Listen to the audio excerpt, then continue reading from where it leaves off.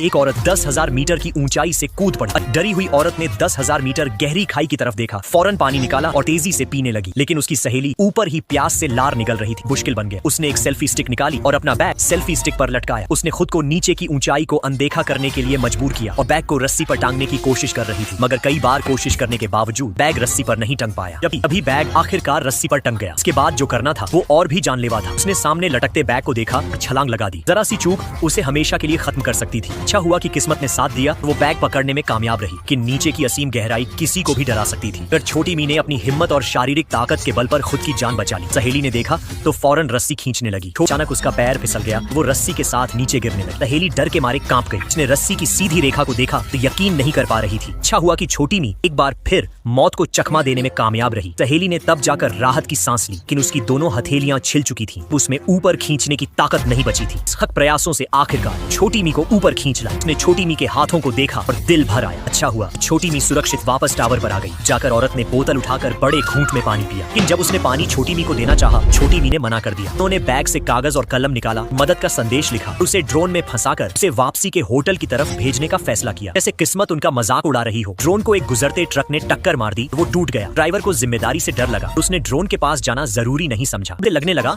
कि मौत धीरे धीरे उसकी ओर बढ़ रही है। भी उसने देखा कि छोटी मी का आधा चेहरा काफी डरावना हो गया था। असल में जब छोटी मी ने बैग पकड़ा था अभी वो मर चुकी थी। थोड़ी देर बाद जब वो शांत हुई, उसने खुद को संभालने का फैसला किया। जब उसने देखा कि उसकी सहेली को गिद्ध नोच रहे हैं तो उसके मन में एक भयानक विचार आया। अच्छा हुआ कि वो सुरक्षित सहेली के शव के पास पहुंच गई। उसने मोबाइल उठाया और उसे अपने जूते में डाल दिया। इस बार उसने जूता सीधा नीचे नहीं फेंका, बल्कि उसे सहेली की लाश में डाल दिया और फिर उसने लाश को नीचे धकेल दिया। जैसे ही लाश सुरक्षित जमीन पर पहुंची, मदद की सूचना आखिरकार